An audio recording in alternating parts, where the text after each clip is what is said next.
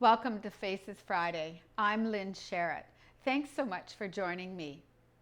Every 6 weeks, I hold a Clarity Collaborative meeting with senior leaders from all education sectors across the globe who are doing the Clarity What Matters Most in Learning, Teaching, and Leading work with me.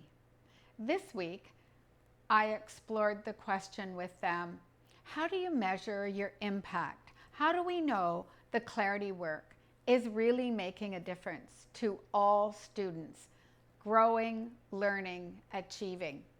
As John Hattie says, everything works, but we must explore and know what works best. Marwan Osterberry and Carolyn Gumley from the Melbourne Archdiocese of Catholic Schools in the Eastern region answer what is having an impact from doing this Clarity work in their 94 schools. How do they know it's making a difference? As we've been working together since 2017. I really appreciate how detailed and specific both Marwan and Carolyn are. Have a listen. In Melbourne.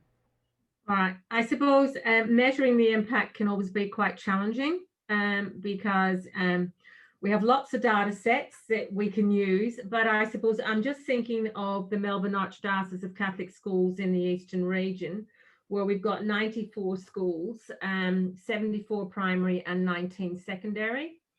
So really having a strong focus on the parameters of 1, 6, and 14. And making currently the observations that we have in terms of the collegiality that we observe through principal networks and also through school networks and working with principals and leadership teams at a local level. So when we are in schools and through our observations, and this is our data as well, our observations of the activity in the school in terms of learning walks, what's happening there with learning walks with the principal that's built into their culture and built into their routine, that we can clearly see that schools have had a strong focus on learning intentions and success criteria. And so this is something that we want to see as we go into classrooms as a common feature. Also, our schools have a strong use of Tableau data to look at where their students currently sit in the 4 quadrants. And we as a region, we also use that to see where schools sit in the 4 quadrants. We have a structure and a process every year that schools will consider their PAD-M and their PAD-R data in conjunction with their NAPLAN. Obviously, 2020 was a bit of a challenging year in terms of the PAD-M and the PAD-R.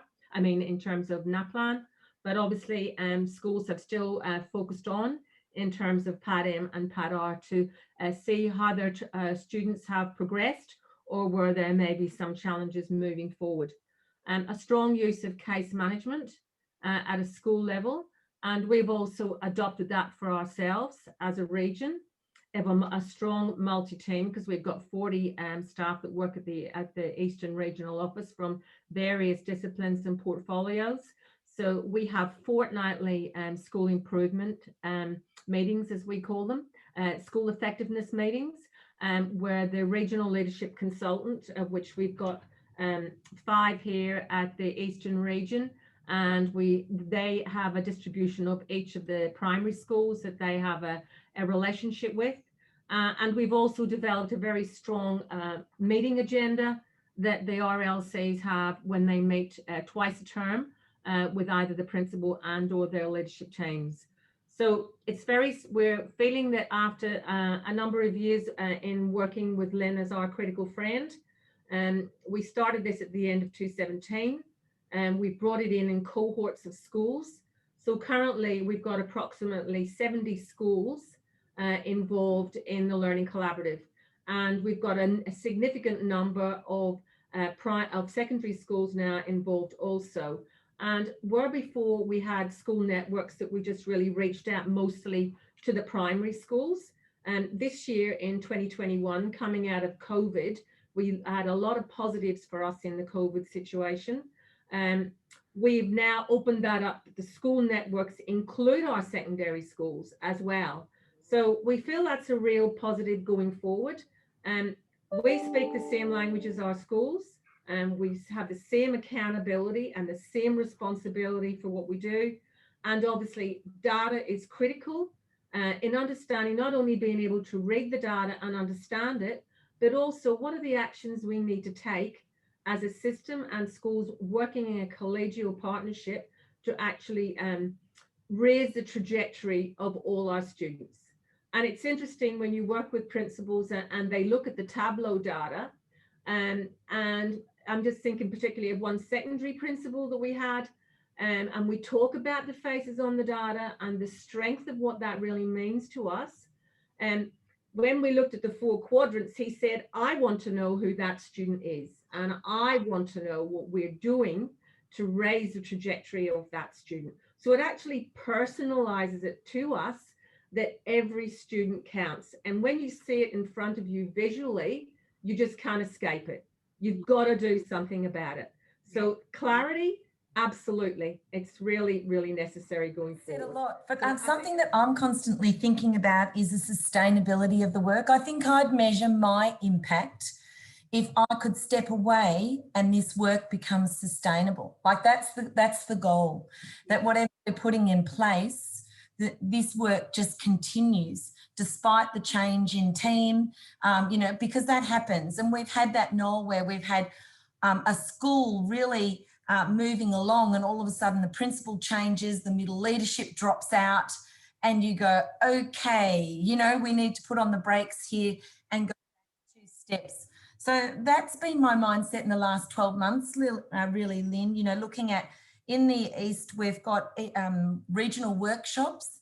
They're returning to face-to-face. So we have the same workshops every year, workshops around facilitated planning, around learning intention success criteria, around what else do we have? Unpacking the data and understanding your data more deeply. So we have a suite of those that we just seem to offer every year face-to-face, because teams change, leaders change, and they need that upskilling fast to get back into the work.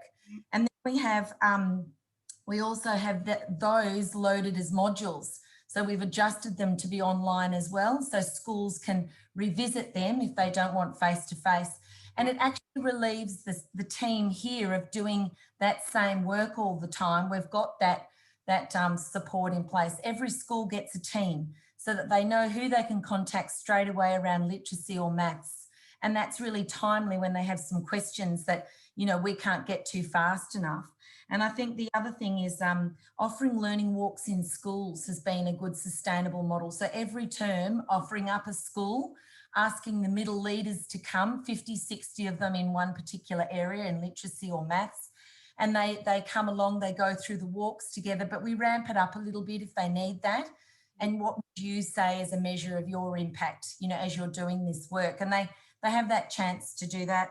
And I think the PLTs, the principal learning teams, where they're in groups of 5 or 6, and then it's contextualised. So they meet twice a term at a school site, and they talk with each other around what they're trying to achieve, and then they confirm the next steps for each other. So really in that, I'm not in any of those spaces really. They can facilitate, they can run themselves with an executive from the schools. Yeah. And that's the ideal. I'd measure my impact and the team's impact when we can step back and they can step up, and they can keep this work moving together. Thanks, Carolyn. Thanks very much for joining me on this Faces Friday. You had a little peek into our Clarity Collaborative meetings. We heard from Marwin and we heard from Carolyn. They discussed the impact by seeing the data, owning the data, and taking action. As that secondary principal said, who is that student? I want to know what's happening for that student. We saw them talk about the impact of embedding the non-negotiable parameters 1, 6, and 14. We heard them asking the system level leaders to do exactly what was asked of the school leaders. So they co-constructed their data wall. They unpacked their Tableau data, and they conducted case management meetings. We heard them talk about developing that common language which was an indicator of impact of system and school improvement when everyone had a shared vision and developed a common language. We heard Carolyn and Marwin talking about putting faces on their data through routine professional learning to catch up those people who had just moved newly into schools or the system. And we heard Carolyn talk about stepping back to observe how other leaders step up and continue the work. Very inspiring work. And thank you so much, Marwin and Carolyn, for being part of this Faces Friday. See you next week on Faces Friday.